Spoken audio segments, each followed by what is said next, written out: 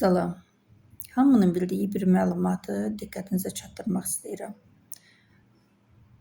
Bədənimizdə kalsium sümüklərdə 99%, qan və yumşaq toxumalarda 1%dir. Bədənimiz kalsiumu ya qidalardan alır, ya da əlavə qida vasitələrindən. TNS-in kalsiumun şahı, kalsiumun kralı adı alması da təsadüfi deyil. Ona görə ki, TNS-in bizə təqdim etdiyi kalsiumlar iyonlaşmış kalsiumlardır və bədənə, orqanizmə 99% sovrulur, heç bir çöküntü vermir. Apteklərdə satılan kalsiumların tərkibində kimyəvi maddələr var və onlar çöküntü verir. Yadınızdadırsa, uşaqlığımızda, Sovet dövründə yumurtanın qabığını üyüdüb, onu yeməyə tökməyi təklif edirdilər. Amma məlum oldu ki, yumurta qabığındakı kalsium böyrəklərdə daşlaşma verir. Yəni, buna görə vaxtilə mən də istifadə eləmişəm, amma indi üz tutmuşam TNS-in kalsiumlarına. Beyin kalsiumu var, böyüklər üçün super kalsium var, uşaqlar üçün xüsusi kalsium var və xahiş edirəm sizdən bu kalsiumların tərkibinə əmin olasınız və özünüzün rasionuna tətbiq eləyəsiniz.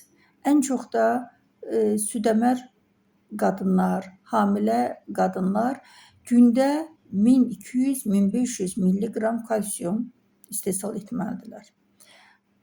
Orta yaşlılarda bu 800 milliqramdır, uşaqlarda və yaşlılarda isə 1000-1200 milliqramdır. Bunu nəzərə alaraq kalsiumu bədənimizdə inkişaf elətdirək. Ona görə ki, kalsium çatışmazlığı 147 xəstəliyin əmələ gəlməsinə səbəb olur. Bu xəstəliklərin içərisində isə hamının yaxşı tanıdığı öd və böyrək daşlarının əmələ gəlməsi prosesidir.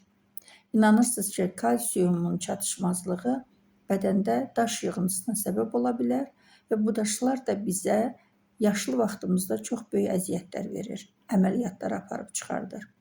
Uşaqlarda kalsium çatışmazlığı isə artıq onların inkişafının yaşından geri qalmasına səbəb olur.